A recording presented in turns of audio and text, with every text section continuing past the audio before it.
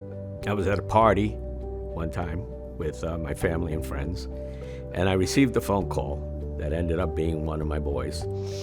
And he had called me because he didn't know what else to do.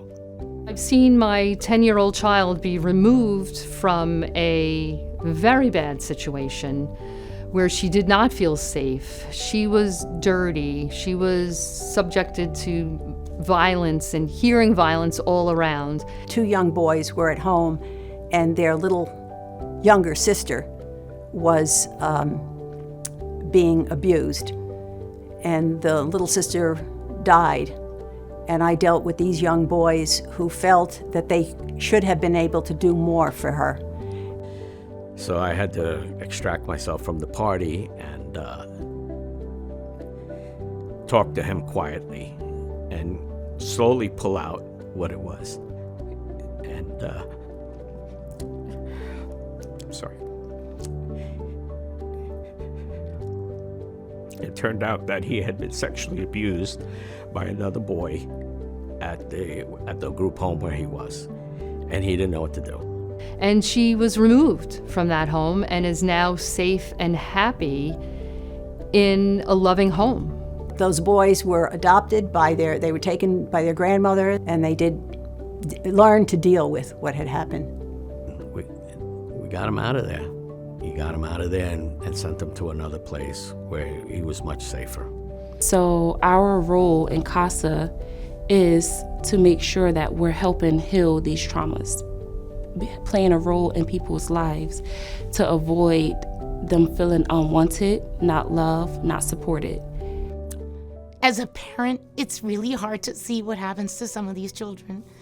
I have a home, I have my own children, and their lives are so wonderful. Their extended family is so wonderful. Their school is so wonderful. Their friends are so wonderful. And as a CASA, I think sometimes you see how unfair things are.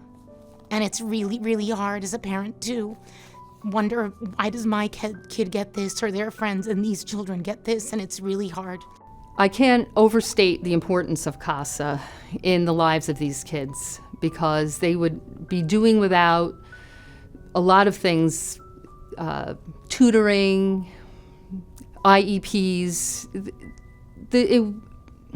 I can't even imagine life without CASA for these kids. One of my boys graduated high school.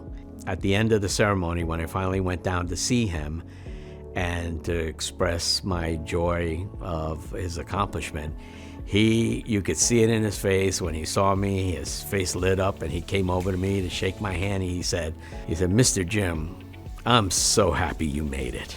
And that was very special. As an educator, some of the things that I loved in the notes were, "Thanks for giving us all the bags of books. All of them were nice. We started our own library at home. We get 2 books. After we're done with it, we bring it back and we get a new one." This little girl knew me quite well, and when we finally got to her adoption, which she was thrilled with, her foster mother, who then became her mom, said, would I be her godmother? I love they don't even have envelopes, and they're cute. They may even make their own little envelopes and they put them in. I think it's adorable.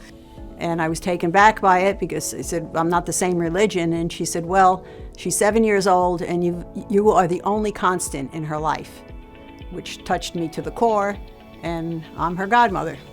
How many people can truly say that you have made a difference in somebody's life, and not just anybody, a child who has no one else truly to speak for them?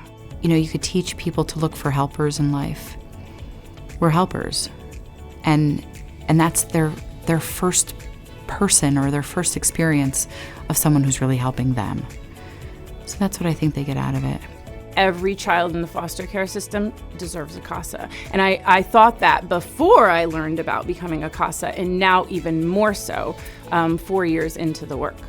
I look at it, and every time I'm feeling sad, or sometimes I feel, what am I doing in life? This matters. That a child who's 4 years old thought that I should be given a gift because I did something that mattered to him.